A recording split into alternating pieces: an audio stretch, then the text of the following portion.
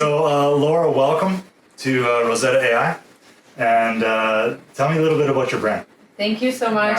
So our brand is called Bomboná, Colombian, and we're an artisan luxury brand.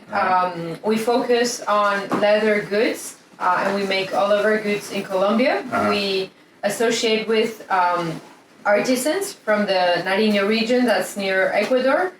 And we wish, our biggest purpose is that people know more about Colombia.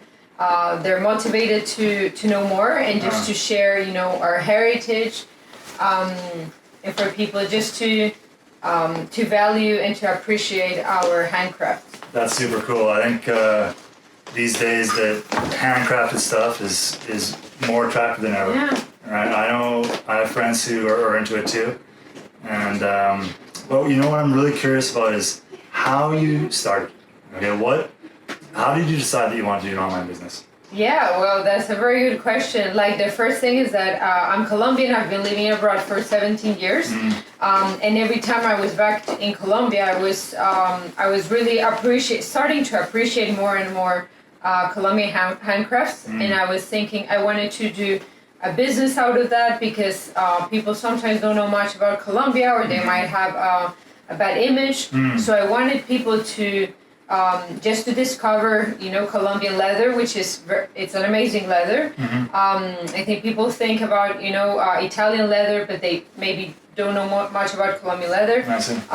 So I decided to create this brand and then how did I decide to make it online?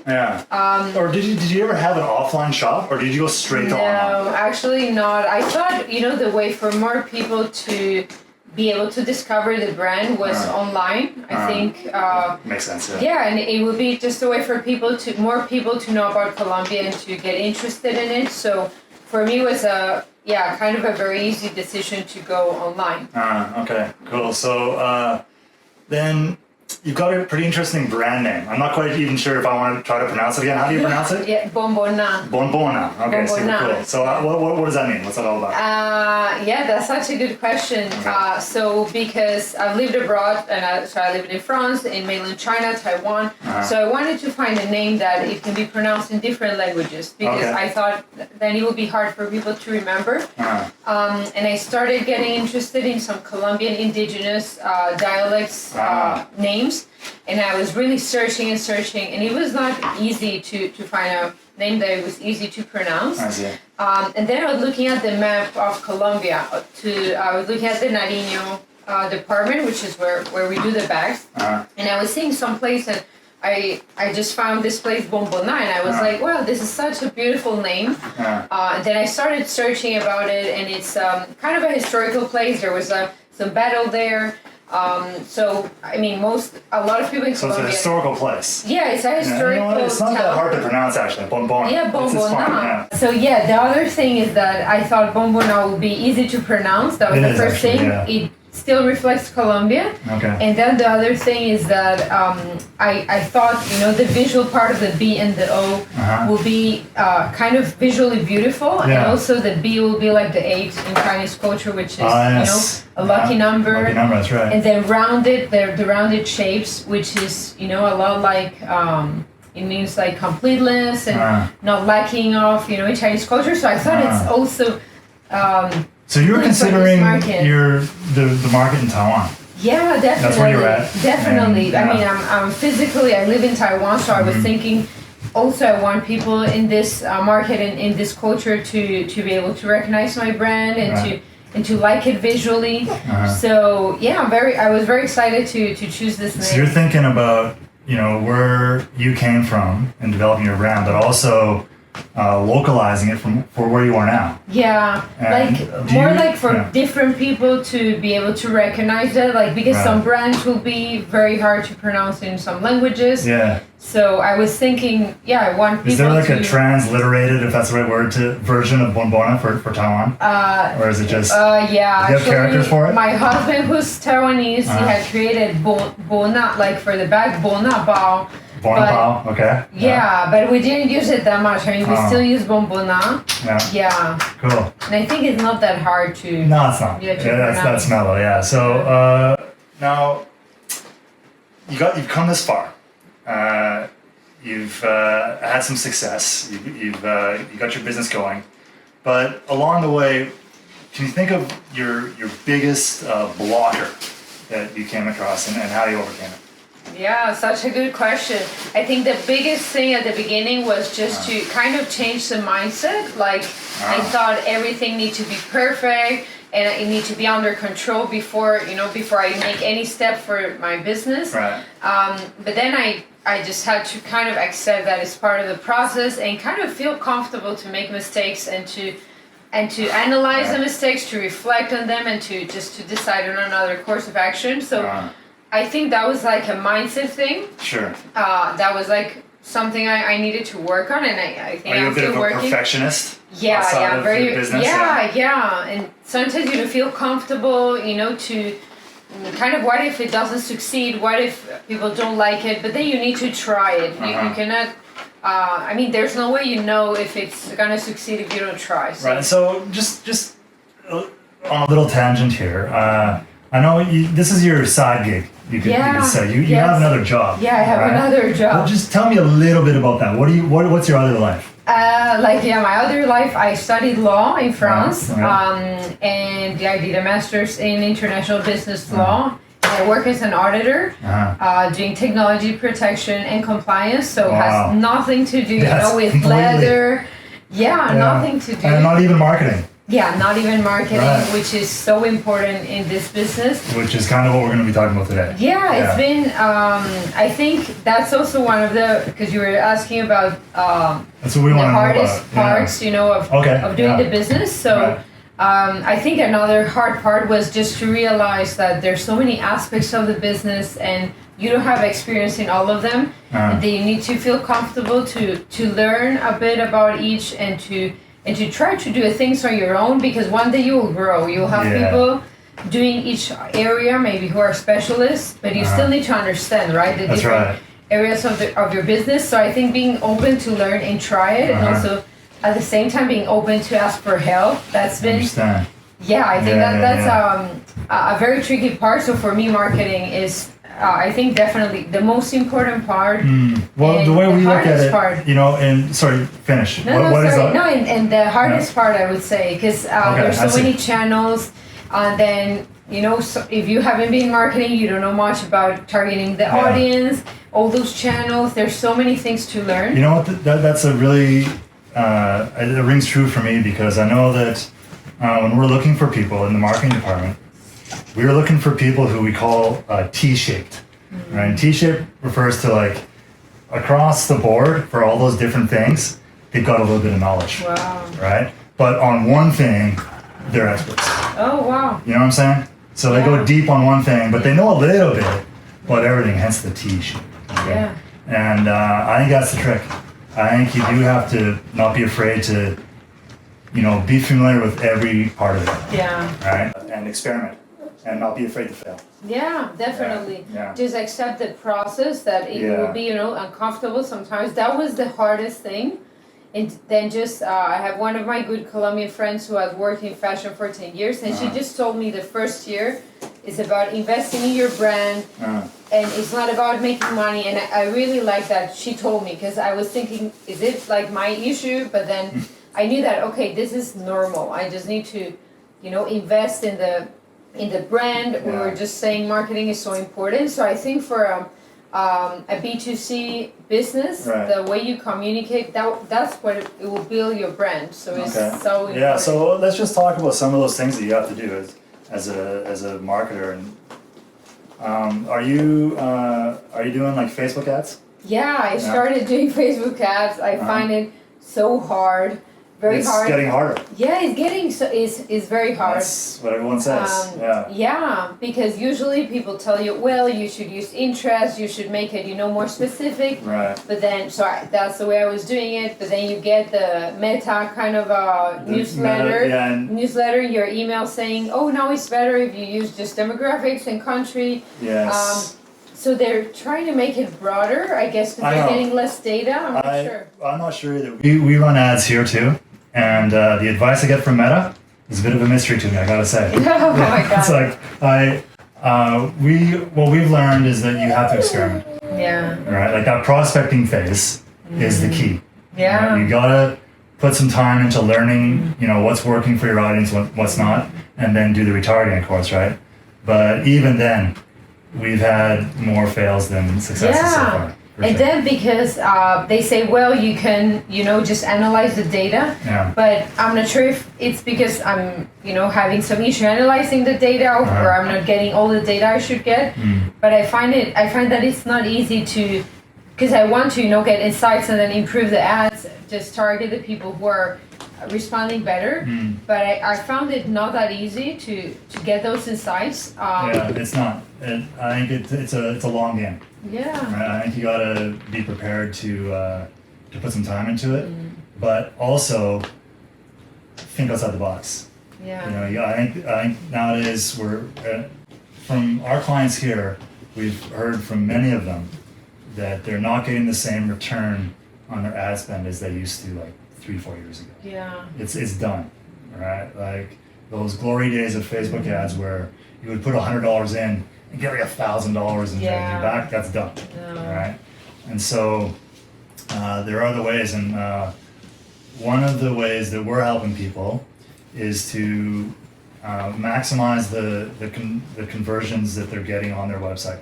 Whatever traffic they got, they want to be converting on, and ultimately it's what we try to help them with is just increasing that average order value. Like somebody comes in to buy one bag, instead we recommend some stuff to them and they end up buying 3 bags. Oh, that's Right? great. That's the name of the game for what we do. And but it takes you need to have a branded website Yeah. to get that going. Do you have I know you have a Yeah, branded website. I have like the official website. At the beginning I was really thinking, should I do it, because you need so much time, you need to buy a domain, like everything that I never did on my job, so I needed to learn, right? You do yourself, yeah? Yeah, I did it myself. Actually, I had a failed one on Wix because I couldn't do all the languages and all the things I wanted to do. So after building the one on Wix this year, I built one with my husband on WordPress, but both of us are not engineers, so it was a lot of learning. But I would say I'm very happy we did create our own website, because I also put my products on different platforms. But I find that you cannot control the user experience, just the design, the colors. I think that creates your brand, right? Yeah. So for sure, you need quite a powerful platform to make something really customized. I think I'm happy that I made the decision to do the official website. Right. And then besides the website, and besides the ads that you drive to your website, I know you're also on a marketplace here in Taiwan. What's that called again? Yeah, it's called Pinkoi. Pinkoi? How do you spell that? It's a Pinkoi. K-O-I, okay. Pinkoi. Pinkoi, yeah. So it's a local market. They also sell to Japan and I think some countries in Southeast Asia. Cool. Yeah, so I think it's also a way to for local, because people who use Pinkoi already know that it's safe. You can buy something and then they pay the seller once they receive the goods, when they're happy about it. So I think it's also a way to sell, but I'm still happy to have my own official website. Yeah, you need to find the balance between both. That's also what we're hearing from our clients. Yeah. It's the way to go. The traffic's on the marketplace, but the brand building's on the website. Yeah, definitely. And then it gives some kind of credibility, I think. Yes. When people are wondering, is this brand okay? And they see you have an official website, I think it gives some kind of credibility. Absolutely, because I know, like, from my experience on whatever, like Amazon or Shopee in Taiwan or something like that, like, you'll see a seller there, and it just looks a little bit, like, not quite legit. Yeah. You know what I mean? Just with the way they set it up. Yeah. Right? Some are better than others. Then, of course, the ones that have a great website are the ones I think are the ones. Yeah, depending, I think also on your product. Yeah. I think for a bag, people are more picky about the features of the bag, how it will look, so what will it communicate about them. So I think it's not just about, people say about being materialistic or something, but I think when wear something, it is communicating something about your style, your values. Definitely. And I think that's why communicating your values of the brand is so important because Okay. like I had one of my Taiwanese friends, she said, she told me, well, you know, some people like the stories about mafia. Why don't you create a brand about Colombian mafia? I said, Okay. you know, it was crazy. I told her, I mean, that's the opposite of what I want to do. I had some people saying it will be cheaper just to send your bag to a factory in China. I got more than one person saying that. But I was saying, you know, I want to work with local artisans. I want to kind of support, you know, maintaining the tradition. Because nowadays, if you talk to them, they say, well, younger people want to go to the city. They don't want to do handcrafts anymore. So you're kind of losing those traditional techniques. Right. So if I want to support that, I think first is something I need to communicate because then it will match with people who care about that.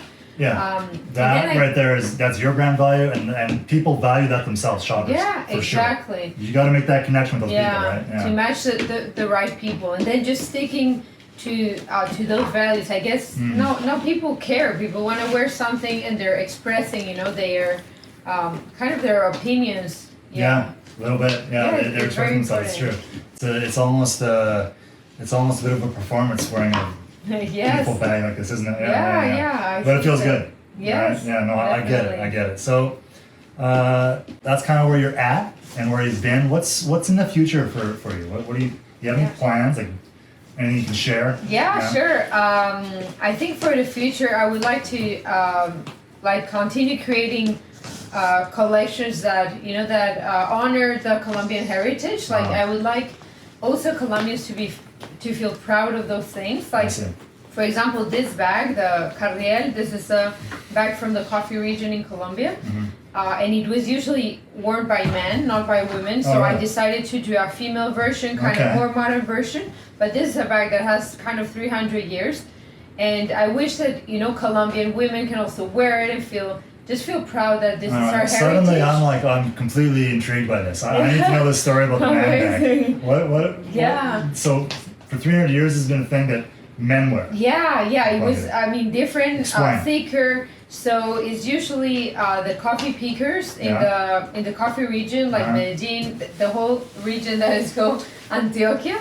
And they used to wear the bag and ride, you know, the horse or the mule. And they go from one town to other, just picking up coffee. That was the traditional way, you know, when there was not like huge productions. It was more like people pick some coffee beans from one farm and then pick the coffee beans from another farm. And that's the way they would collect all the coffee. And they would also be like transporting things from one place to another. So those men having that kind of job would leave their house for, you know, a month, and they would keep all their valuables, like, you know, the comb, the razor, all those things that they needed for their trip. So that's why the bag has so many pockets, and that has been, you know, a Colombian thing since I was a kid. If I visited that region, the Antioquia region, I would know that, this thing is kind of Colombian, but I didn't see much more about it. It was kind of, this is Colombian thing. I never worn any until I was living here in Taiwan and went back to Colombia, and it was my Taiwanese husband who, he saw it and he was like, this is such a cool bag. And I was like, actually aesthetically, such a cool bag. You know, sometimes it takes somebody else's point of view, definitely. to see that coolness. Especially the local stuff, right? Sure. We're just into it. Right. We have it every day. You're out of touch with how cool it is. So I wish, you know, because you were asking me about my future plans for Bombona. Like, I wish we can continue creating collections that just show this Colombian heritage, and not only for people abroad to discover Colombia, but also for Colombians to be proud of our heritage. And then I also wish to explore more ways of kind of creating a greater impact for the artisans, just more opportunities just for people to decide to stick to handcraft, because right now they might think, well, it's not well paid, you know, people don't value it. Hey, that's really cool. I want to talk about that too. Like, how do your bags get made? So we collaborate with artisans in Nariño, that's so near Ecuador. They have a tradition of making leather goods for for a long time. I see. They have amazing leather. Like this region has a lot of different climates. It's so they have the Pacific coast, but also mountains, like from the Andes region. Yeah. So they have kind of different climates. It's a very green region, and the leather there is very good. The quality is amazing. And then there has been like artisans for a long time working. Actually, not only that leather, also other handcrafts. I see. So I found like a group of artisans. We started collaborating just before COVID. Like last year, we already had a prototype that we had worked just through camera. I was taking pictures, measuring, saying I want to change this, just sending through WhatsApp. The people working on that, which I have to say, I'm very proud of our collaboration because it worked. I mean, they were in Colombia, I was in Taiwan. I think it's a pretty amazing example of collaboration. So that's really cool. So, and during COVID, it had to be all remote anyway. Yeah, so exactly. Yeah. Exactly. The timing couldn't have been better, actually. Yeah. That's really cool. So, now, what advice would you have to somebody just starting out? Maybe they have an idea about a product they like, and it's just like just a little seed of an idea at that point. What's the most important thing for them to consider when they're starting out? So many things. Like I would say, first, don't wait for everything to be perfect. Just try. Do it in a small scale. It's something I didn't want to listen to other people when they were telling me. I was thinking, I need to have my FedEx account. I need to have everything, the logistics ready, everything ready, which is not true because actually when I launched, like I didn't even need FedEx yet. Like I get it. Yeah. Yeah, I think just start very small. Right. I brought like 10 bags first to Taiwan and then sold them to the people I knew. So that was my test of market. I see. But after that, I really tried to make it like perfect and professional and everything. I mean, it's good to make it professional, but just be kind of open to test and to trial and error. Sure. And then the other thing, which is kind of contradictory, because you're asking me what advice I would give to somebody just starting, maybe online, but I would say just combine it with offline, because what I have found is advertising is getting harder. And then, of course, online presence is so important. I was saying I chose to sell online because more people will be able to find my brand. But then I think the offline part is also so important. Okay. Yeah, now that COVID's done, we are shopping offline. Yeah. And we're back in the stores. Yeah. And that is a thing now for sure. Yeah. So I think what we've heard from our clients too is that it's important to get data from your online sales. Yeah. And use it offline, right? Be it for the in-store experience when people come to the shop, somehow what they've bought online, right? Or even that data that you get from people shopping online can be used to develop your product. Yeah, right? The more you know about your people and what they're doing, and the ones who are really buying, like those VIPs. Yeah, definitely. The more you can design something just for them. Right? Yeah, it can even help you, like if you're going to an event or deciding, to have some kind of PR somewhere, you can know if that's the right audience. Yeah, I think will really help. You mentioned one event that you went to that wasn't so successful. That was when I just started. I hadn't even designed my own carriel. It was the carriel from Colombia. Yeah. So my friend told me in Guabo they will have the Latin, food kind of fair, and I knew a Colombian guy and his wife from Taiwan who were gonna sell food there. So I told them, okay, can I also share your spot and I'll give you, a commission of what I make. And they were super nice. They said, okay, you can come and try. I was very shy. I was seeing some Mexican lady next to the booth. Her Chinese was not good, but she was saying, we're selling tacos, and she was not shy at all. I'm not shy, but I was actually being very shy. Because I think she was outshining you a little bit, was she? Selling is not easy, I would say. It's not easy, I know. And I was there with my bags at the beginning. It was 10-hour day, so I was there and I didn't dare to say anything. I had my bags. Then I was really saying gonna be a ball. I was I think it was so hard, just to not be afraid and just do it. that takes some and I practice, sold I'm sure, one, yeah. which Yeah, I mean was yeah. kind of exceptional because I think that was not the place.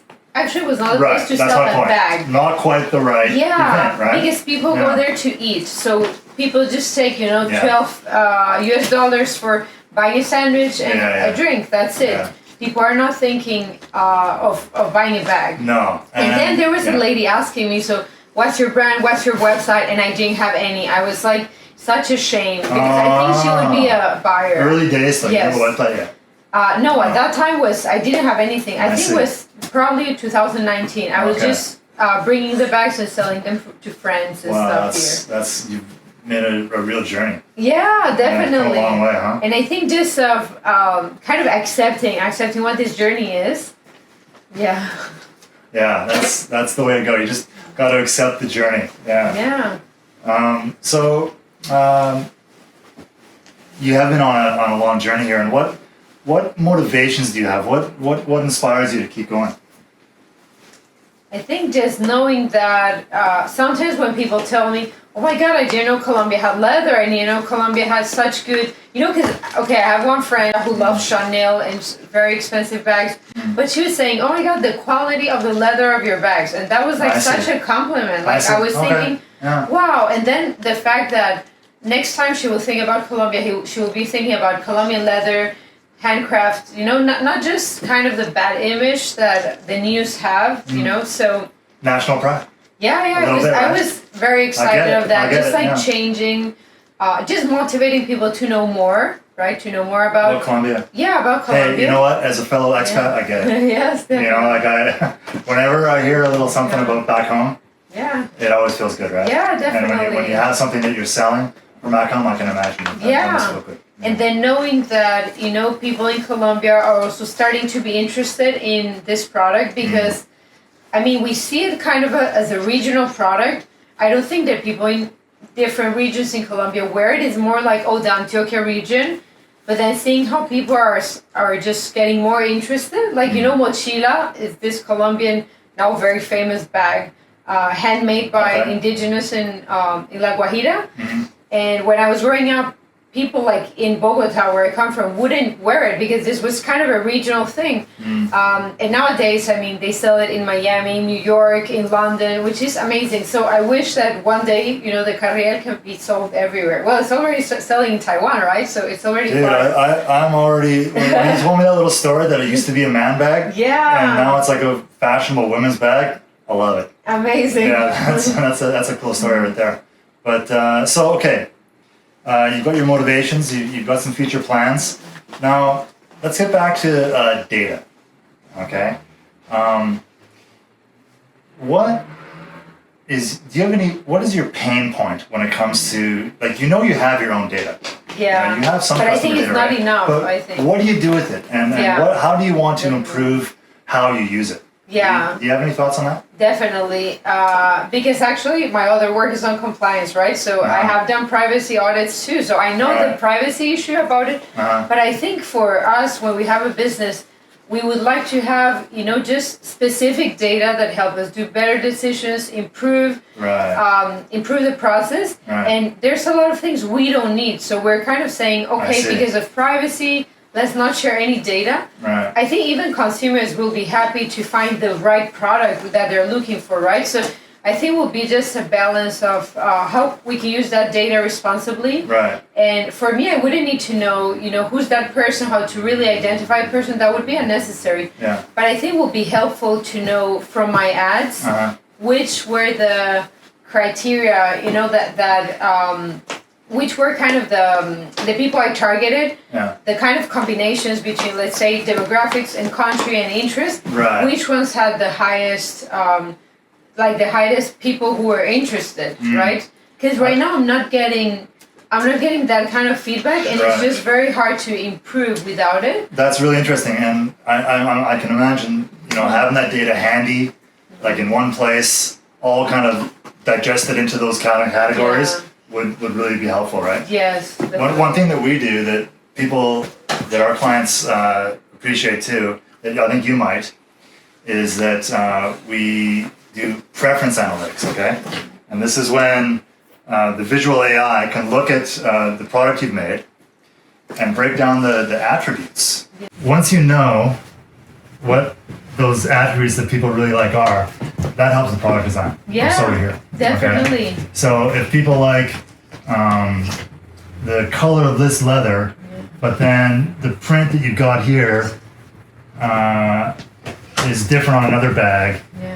and maybe you mix and match those elements Yeah. in a way that comes up and that results in a product that's what people want. Yeah, definitely. People look at this product, they look at that product, they look at that product, Yeah. and you analyze the different elements of those individual products, and you come up with something that is really going to work for you.